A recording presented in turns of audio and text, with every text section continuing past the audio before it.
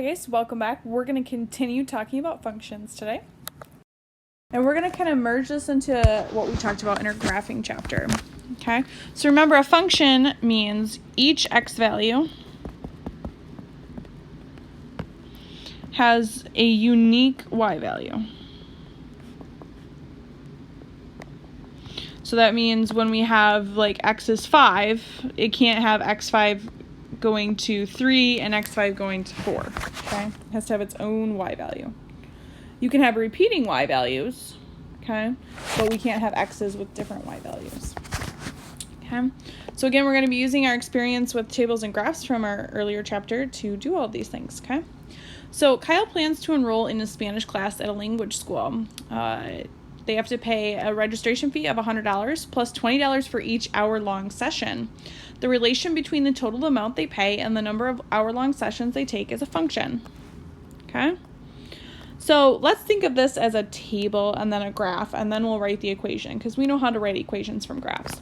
So if they take one class, it would be $120, right? Because you have to pay the $100 plus, or I'm sorry, not one class, 1 hour for the class, because it would be $100 plus $20 for the first hour.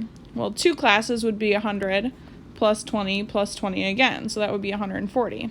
So we would just have to keep adding 20 to each one of these to get the next cost of the hour. All right? All right, now if we graph this, we're going to count by 2 squares here just to make it a little bit bigger for you. So this would be 1, 2, 3, 4. And we went, so I'm going to count by 20s. So 20, 40, 60, 80, 100. 120, 140, 160, 180. Now some are going to be like, Miss Haas, why didn't you just start at 100? Technically, we can do that if we show that we're starting at 100, but then our graph looks a little uneven if we do it that way. So one class was $120, so I'm going to put my little dot there. And then 2 was 140, 3 was 160, and 4 was 180. Okay, so we're going to go ahead and draw our line here. Okay, so we've written our graph and we've made a table of this data.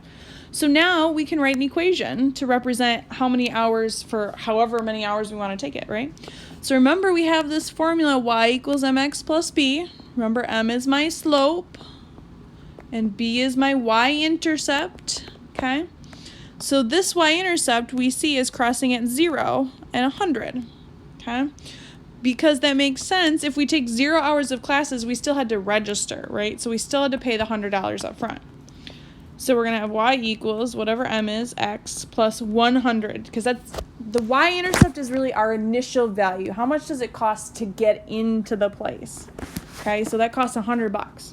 Okay, now I know I'm going to go up 20 over 100. I'm sorry, up 20 over 1, because we counted by 2 boxes. Okay, for my slope, because remember, slope is rise over run. So 20 over 1 is the same as 20. And you can see that it was $20 per hour, okay? So whenever we see the per hour or per whatever, okay, even though they didn't specifically say that in the question, we can assume that because they said for each hour-long session. That's going to be our slope, okay? All right, make sure that is written down, and we will go ahead and get started on the next part. So we have a tank, okay? So if we have some sort of tank here, okay? And it contains 8 gallons of water. Okay, so we already have 8 gallons. Water is then going to be pumped into the tank at a rate of 2 gallons per hour or per minute. So pretty quick. Okay, what is the total amount of water in the tank? Y gallons. And it is a function of the number of X minutes the water has been pumped in the tank. So if there are 0 minutes, no water has been pumped yet, then we would already have 8 gallons of water.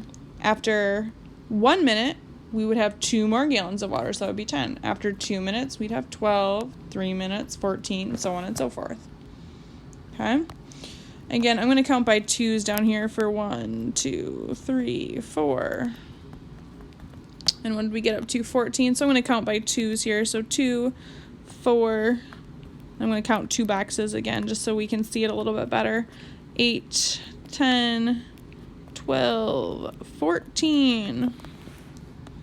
And we'll plot our points. So we have the point 0.8. I'm going to do this in a different color for you.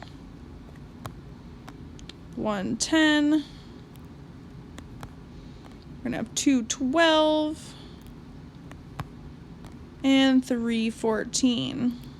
Okay, and we would have our line. Now our line would not go in this direction because we can't have negative gallons of water in a tank, right? So again, let's write our equation. So y equals mx plus b. Okay. Again, the y-intercept is our initial starting point, which is the 8 gallons. Okay. And our slope is how much gallons is going in per minute or per hour, whatever it is in this case, which is per minute. And that would be 2 times. But again, we could find the y-intercept by looking where it crosses the y-axis, and then we go up 2 over 1. Okay? Got to remember we're counting by different amounts, so make sure you're actually counting properly. So if it helps, you could be like, well, this is 2 spots, but then remember this is 1 whole spot there because we counted by ones on this line. Okay? All right. Looks good, and we will talk to you guys later. Have a great day. Bye.